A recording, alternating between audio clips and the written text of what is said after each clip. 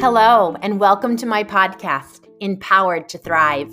I'm so glad you joined me today. I'm your host, Corrine Powell. I help people pleasers find happiness, embrace courage, and experience peace of mind through inner child healing. If you're desperate for change and not sure how to make it happen, I'm here to guide you along the way. In this space, you'll find motivation to live a life full of joy and resilience. We will talk all things inner wellness, with spirituality interwoven at times. Being a mom to 3, parenting will be a topic of conversation for sure. So happy to have you. Enjoy today's episode. Hello, friends. It's good to be back with you. I'm going to talk today a bit about being a mom and homeschooling. But in case you're not a homeschooling parent, I want you to know that there will be things that you can still pull from what I share. For those of you that have your kids remotely learning, you're going to feel in similar ways to me as a homeschooling parent, because a big piece to being a homeschooling parent is the fact that you don't get a lot of time away from your children. When they're with us throughout the day, and they're with us throughout the night, and they're with us on the weekends, it's a lot. Now, perhaps your children are back and forth between your home and another home. And if that's the case, I'm glad you get a break sometimes, but that may mean you're solo parenting the other times, and that's tough in and of itself.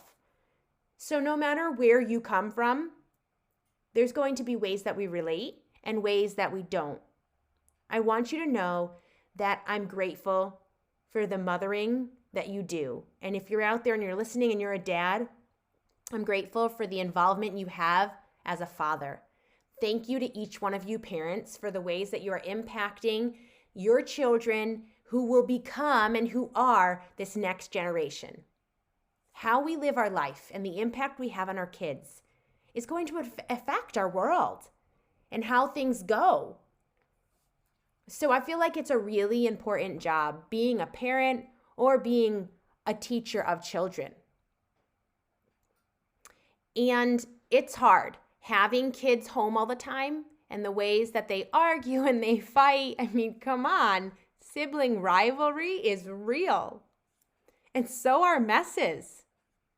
All those meals we prepare and kids, people in general, home all day, doesn't it feel sometimes like someone's always asking for another snack or going to the fridge to find some more food or needing another meal to be made?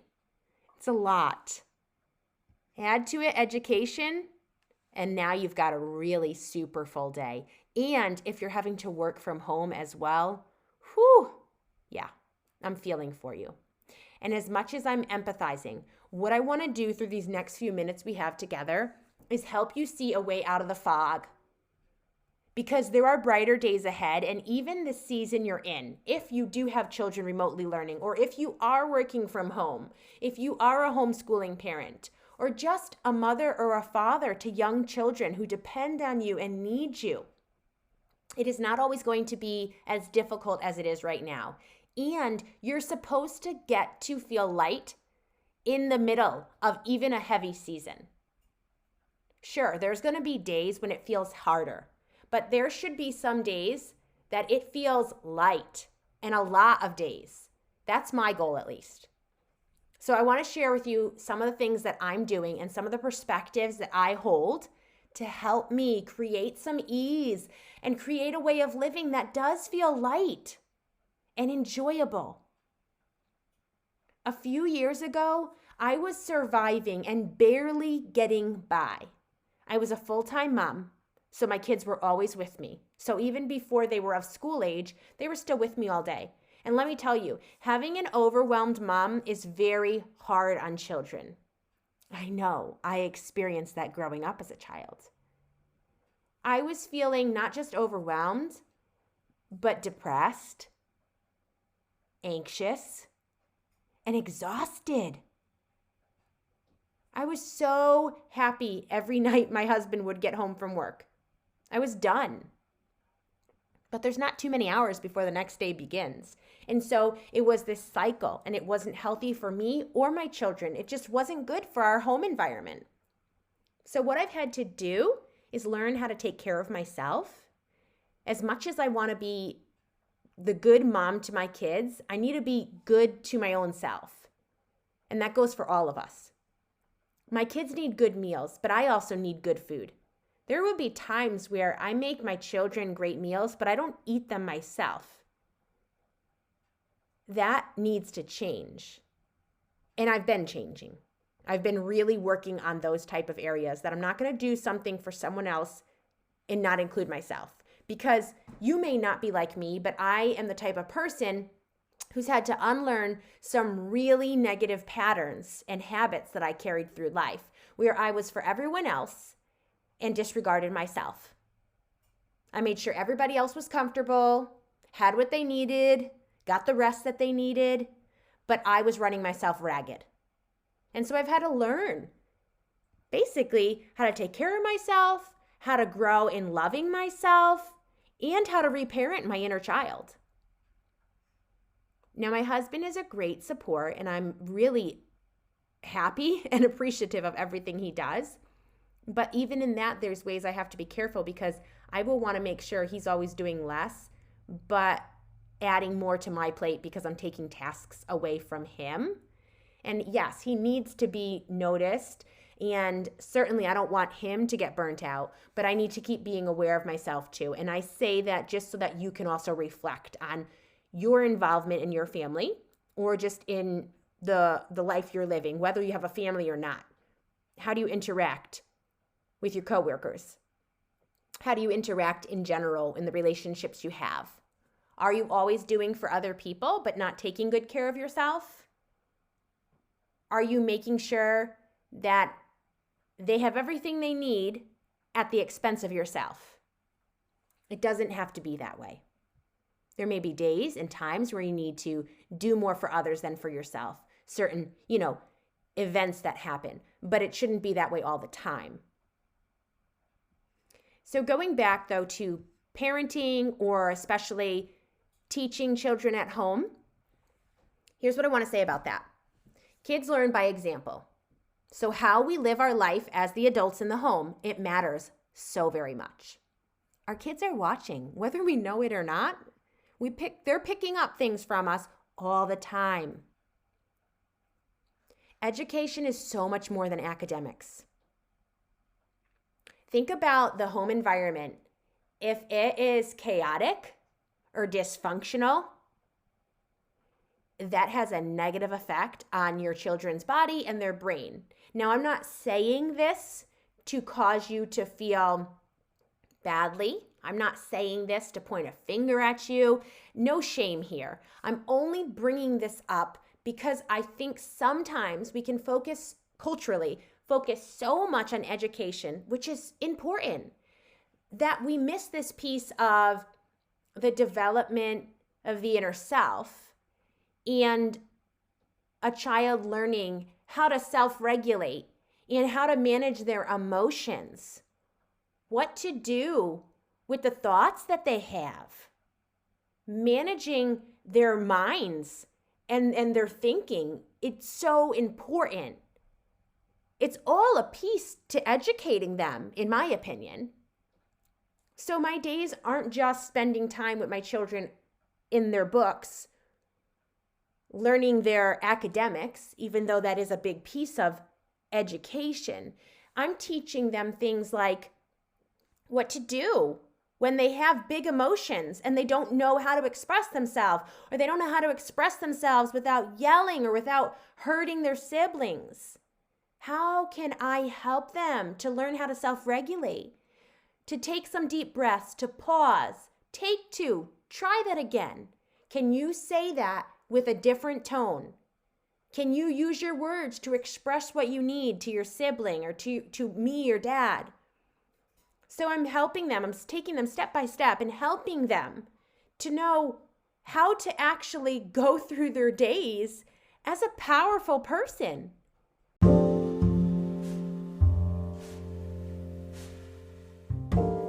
I want to take a quick pause from the episode to tell you about a new membership that's available now. For only $30 a month, you're able to get invaluable teaching and support from me all month long. There will be a private Facebook group you'll be a part of, and there I'll have live events and inspiration, motivation, and coaching support all month long available. I hope that this is something you'll take advantage of. It's a low-cost option to get in and start creating change in your life. Go to the show notes for all the details.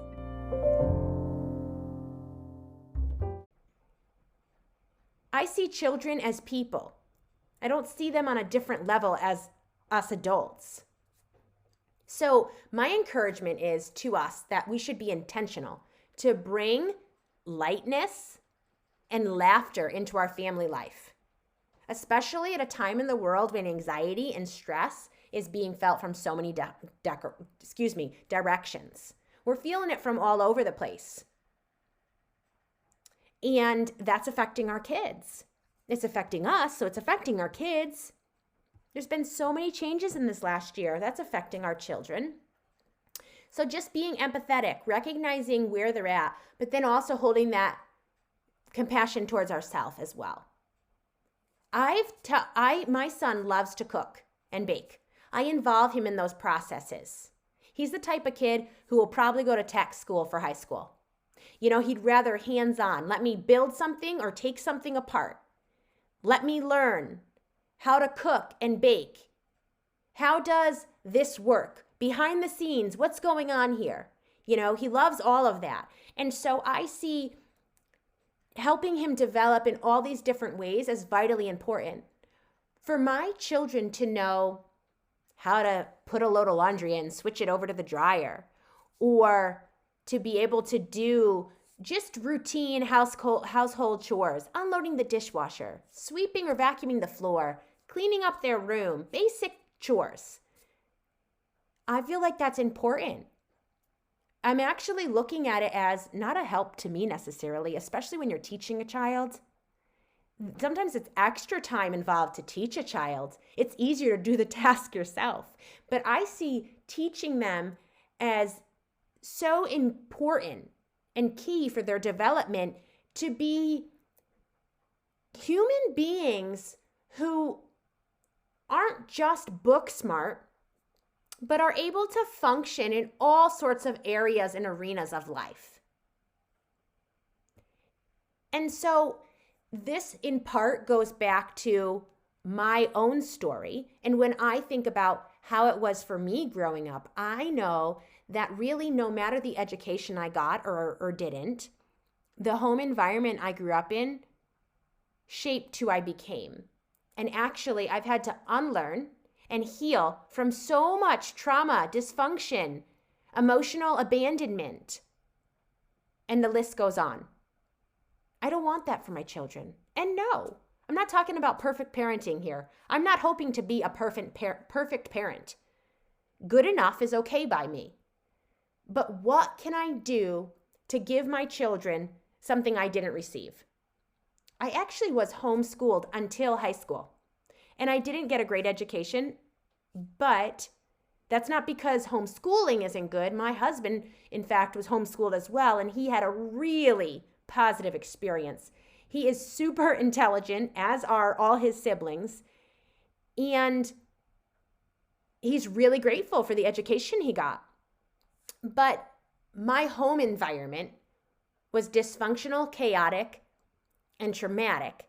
So I actually didn't learn what I needed to academically because the structure of the home was so out of control that it wasn't even a good learning environment, let alone the fact that I started taking care of younger siblings and became a parentified child. So my education got put on the back burner. Remember how I said I help other people, but I don't focus on what I need sometimes? Well, that is a piece of it. So I was helping other siblings learn, but my own education wasn't being focused on. Not okay. So when I went to high school, I was put in at the grade level that I would have been at. I wasn't so behind, but I knew within myself that I sat in a classroom and just felt like I don't know where we're going with this. I don't feel that I know everything that the other students in the class do, because I hadn't had the same education up through that point as they did. Now, others of my siblings didn't experience the same. They were well, on their way when they went into school. But my personality type and the way that I adapted to the trauma going on in my home resulted in me not getting the education I needed and not focusing enough on Corrine. So each of the children, my children or children in general, are unique. They learn differently. And so the idea of tailoring education to their specific needs feels absolutely right. This is one of the reasons I love homeschooling. We will not always homeschool. At least that would be my prediction. We're homeschooling right now. We feel like it's the best for the family right now. But once we transition out of that, it won't be that all of my children necessarily transition out of homeschooling. It will be the ones that we feel is best for them, the ones that feel ready to sit in a classroom all day and learn that way. For example, if my son does better with hands-on learning than just bookwork, certainly he needs to know how to sit, how to be able to listen, how to be able to do the work in a book. But there are going to be other pieces of his education that may look different than those of my daughters. And so I say that because I want to convey the idea that each person is an individual. And so for you, with the people that you interact with, whether it's your children or just other people in general, see them as individuals. Nobody has to be like us, and nobody has to be like the perceived ideas that we have. Let's give people freedom to be themselves, to not fit our mold, to not have to fit the box that we've created for them. And let's see who they become. There's so much beauty in letting people have their own personalities and their unique ways of doing life. And I think it's important that we see children through a lens where we give them the opportunities that are best for them. I also want to make note that through homeschooling, we're focusing on each one of our kids, and we don't have a classroom full of 20 students. So much learning takes place in a very short amount of time. And that's a benefit. My kids can do arts and crafts. They can use their imaginations and have play together. And they can do many things in the course of a day because this time we need to spend in the books is less than if they were in a classroom. Think about the classroom that you sat in. Weren't there times you were done your assignment, but you were waiting because other kids in the class weren't done yet? Or you understood the concept the teacher was sharing, but hey, everybody hadn't picked up the concept yet, so you had to wait.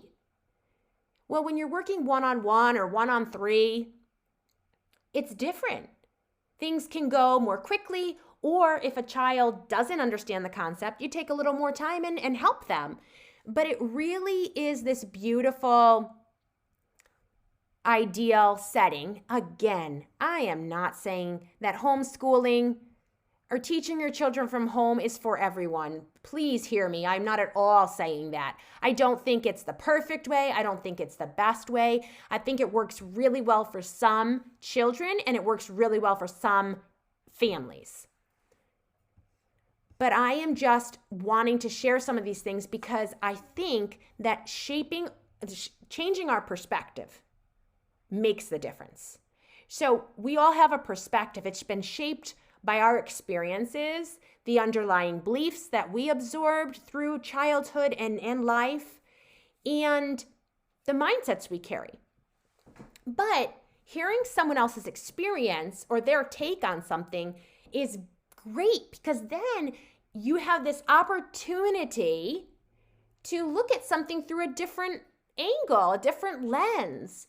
And I hope that what I've shared and just given you a little peek into my home and our days helped you to just feel like, you know what, there's a way out of this fog. There's a different way of doing things. There's a lighter way, an easier way, a more fun way of doing things that I've been doing. And that's what I hope for you. I hope that you were able to pull something and bring it into your life to create some ease and to create some joy and peace in your home. So I'm wishing you and your family so much good.